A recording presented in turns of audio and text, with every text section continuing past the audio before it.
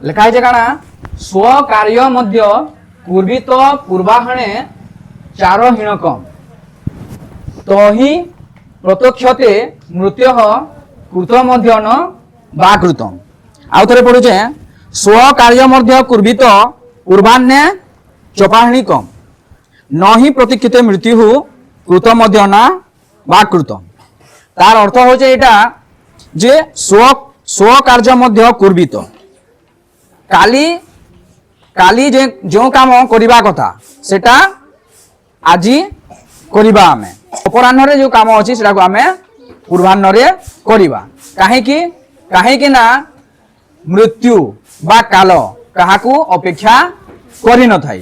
সেথির লাগি কবির দাস কহিছন कल करे सो आज करे सो अब पल में प्रलय हुए बहुरी करेगा कब।